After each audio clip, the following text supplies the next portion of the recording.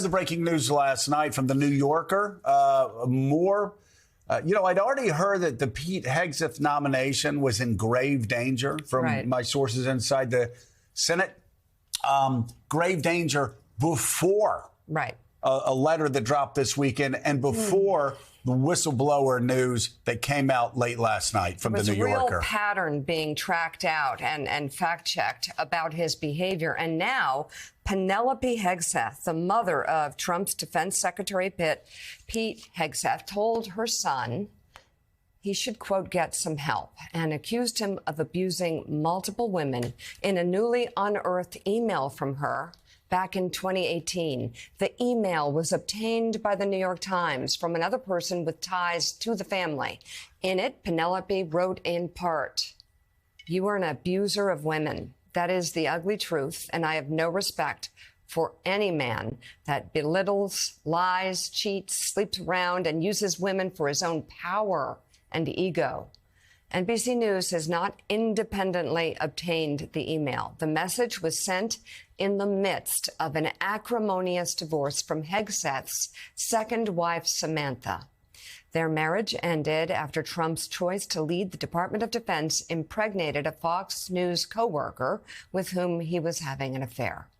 In an interview with The Times on Friday, Penelope Hegseth defended her son, saying she disavowed those sentiments as well as apologized in a follow-up email. She told the paper, "It's not true. It has never been true," adding, "I know my son. He's a good father, husband."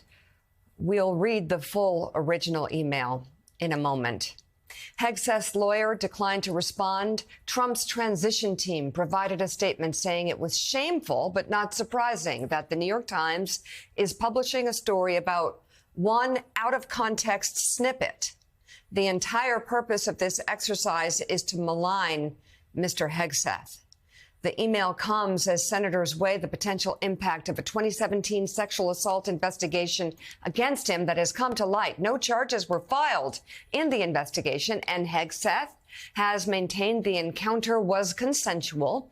But in 2023, he paid his accuser an undisclosed sum as part of a settlement agreement. Meanwhile, a new piece on Pete Hegseth was just published in The New Yorker about a whistleblower report and other documents suggesting that Trump's nominee to run the Pentagon was forced out of a previous leadership positions for financial mismanagement and sexist behavior and being repeatedly intoxicated on the job.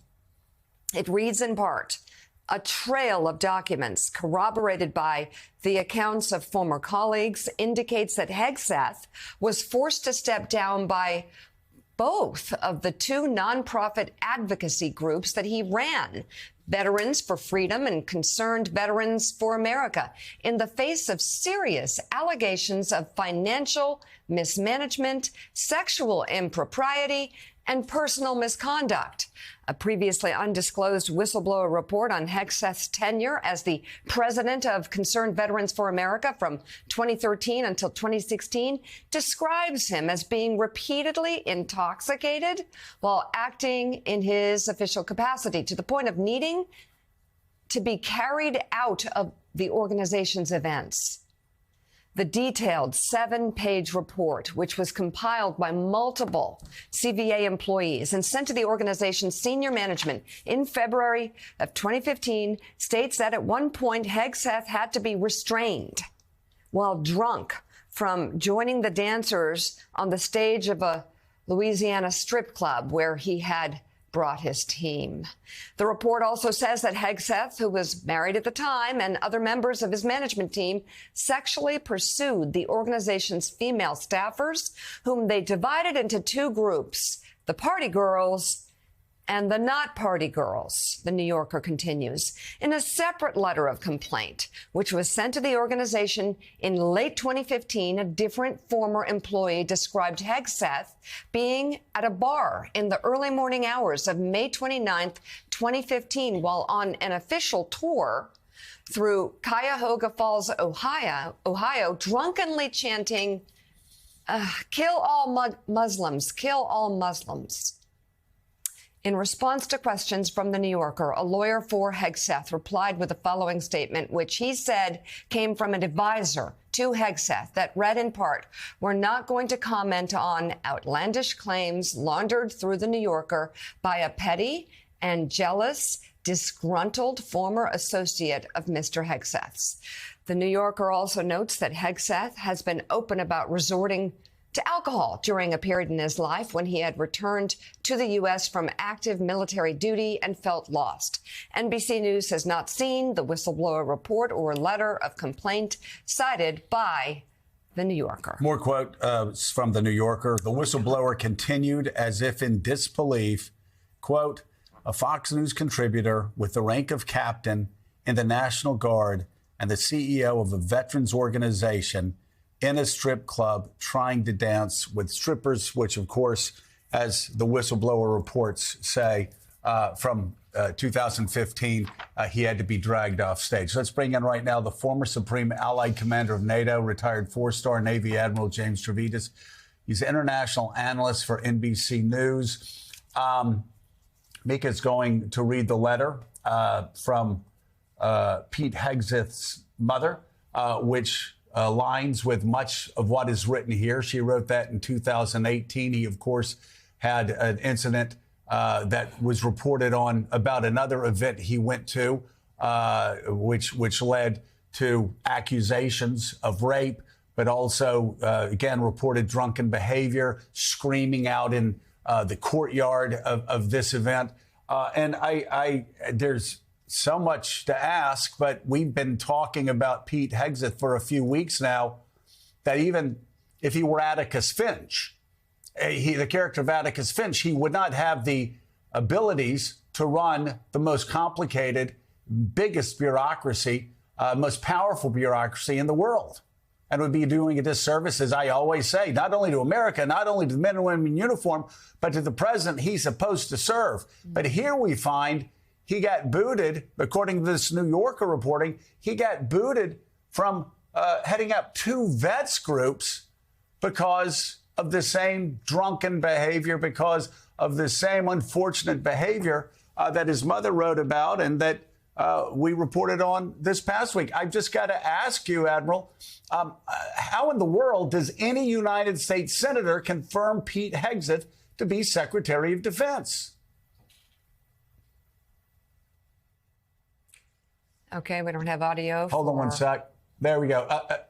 Let's try that again, and I'll. Yeah, my fault. My bad. The question is, again, given everything, how does any United States senator, Republican or Democrat or independent, vote for Pete Hegseth to run the Department of Defense? I don't see it. Let's break it down into three items.